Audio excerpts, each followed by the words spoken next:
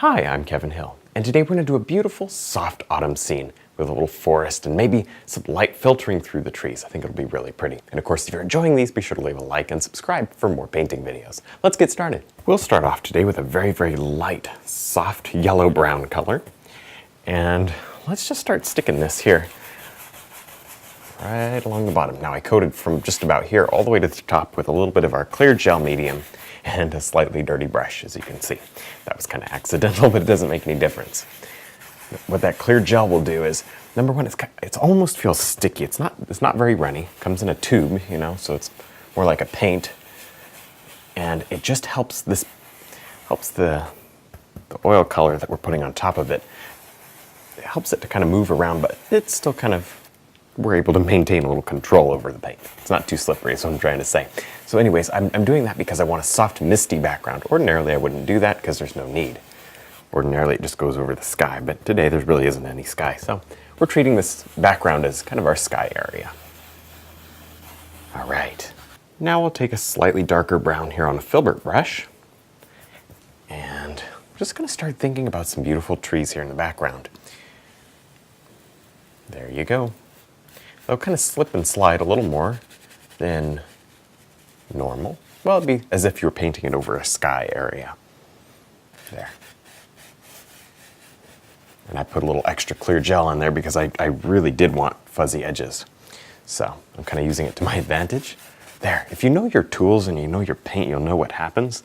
You can actually plan ahead and things won't fight you. It'll kind of work for you instead. There. So the days that you want something softer, put a little more of that clear gel on. Okay, and if you know you're going to do an extremely detailed painting, use less of the clear gel. Now this painting will be detailed, but more in the foreground, this area which is dry. Okay, so now you can literally just come in here and do this as fast as you want to, and then just come in and make a few larger ones in front. See how that makes it work? There you go. Slightly darker as you come forward, but very gray. Then I even throw a little black into this. See that? A little black, because what that'll do is, bring a couple forward. Good. And obviously I have our normal sketch here. There. Next I'll load our little filbert brush here with a soft orange color. Really more, it's like a tan. There we go. And I'm going to just block in a few of these leaves here. Now, I think the best way to do this is probably start down, actually bring it down here to the bottom. Do a few like this, I'm doing my best to cut around the trees. Who cares if I screw it up? There you go. And then as we go up, I am going to simply darken the mix so that we have 3 or 4 layers of leaves, each getting darker as they go up toward the top. Now this is autumn, so I'm going to try to work on getting just a little bit of an autumn color going, but I don't want to get too much color too quick. So let's just do a little experimenting, see if this color is going to be okay for the next. There you go, a little more brown. You got to throw it up there and make a decision, and then you can change it. There, see that? That's a little better. Okay, so I'm going to repeat the same process over and over again till I make it to the top with a darker color. And again, we can repair all the trees, or maybe leave some of them buried in the leaves. It just depends. Now I'm going to quickly just drop in a little bit of land back here. And we don't need a whole lot. I'm going to change colors as I go. See, put a little green into it, because remember, land, the grass doesn't have to be in the fall colors so much, although it should match, it should feel like it's part of the same painting. You can get away with doing some green grass, because I don't want it all just one color. You know what I mean. So there. I'm going to use this as an opportunity to chop off the bottom of the trees that are too low. I'm going to go around the trees that I like. There. See how that works? It's as simple as this. And the trees are so easy to put back in. I just won't even worry about it. So easy. So just have fun. Enjoy the process here. And there we go. And kind of develop your land. Oh, back here is so pretty. Nice. And I'm going to just work from light to dark, dark going down toward the bottom. And that'll help to create just that little bit more detail. Now with our little 3/4 brush here, I'm going to drop in a little bit of water in the road area. Maybe it rained here recently, and that would certainly mean there would be water laying around in the road. And boy, it's been a long time since we've done something like this. I don't know if we've ever done it together or not. I can't even remember right now, but that's okay. This is going to be a lot of fun. I'm just pulling straight down. And you know, I left this area open, but you don't have to, you know, you're not locked into that. You can come, you know, slide right over here and just look, pull down. You know, it's a little darker because you're going over that wet paint, but you know, there you go. Doesn't really matter. Beautiful. Make sure you use colors that reflect the things that are around it. Also, the mud from the road would be showing through the water, so whatever you do should have a cast of brown to it. There. Now we'll use a filbert brush and some brown and black to drop in a large tree up here. This tree is just amazing. It's going to eat up a lot of our foreground. There. Now we really haven't put in much of any highlight to anything, and that's good. We'll just wait for that. This whole painting is going to come to life in just a minute. For now, I just need to block this in.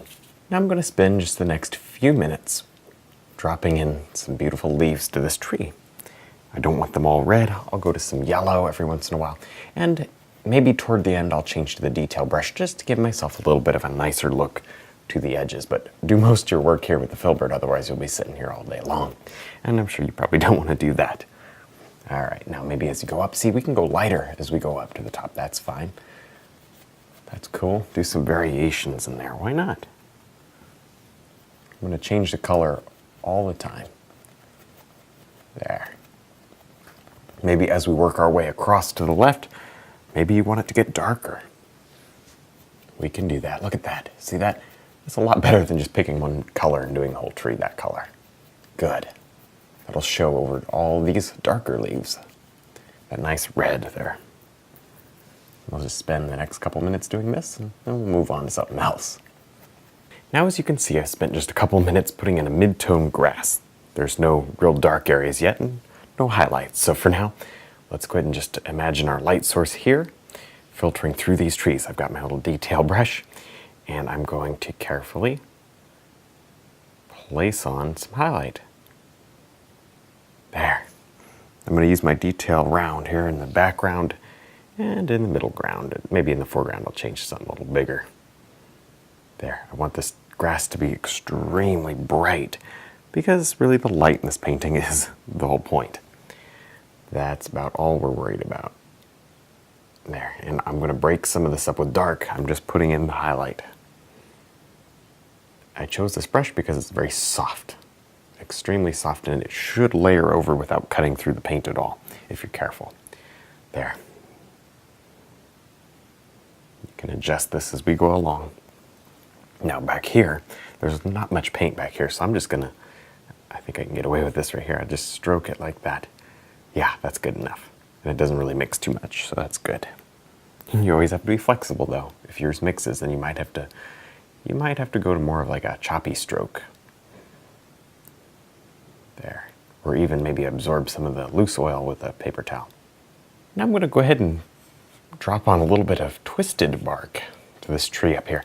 You see, I didn't want to just go straight. We do that all the time. I want to do something a little different. So this is going to be a tree with some bark that, you know, kind of twists around the tree. Really not sure why that happens or what kind of variety. Maybe it's just the variety of tree, I don't know. I have seen photos of them, so here we go. I'm going to insert one right into our painting today. So, there. I just think it adds a little interest. I may need to go in and pop the darks back in and add a little extra highlight. That's fine. I'm just getting it mapped in. There. Pretty subtle though. Don't go crazy, you know. Just pretty subtle. Now with our little liner brush, I'll just add in a few details here. It's not going to take a whole lot. I'm going to do some limbs and also some grass, but it's all done very similarly. There. Don't use pure black, use a light brown instead. There. See, if you use a pure black, and I used to use pure black, but then I started realizing, it doesn't quite work. The reason it doesn't work is because it it comes out so dark. This way it's a little more subtle and it kind of fits with the painting a little better. So that's the reason. It's a light brown, well, kind of a medium tone brown, not super light. There we go. I like it.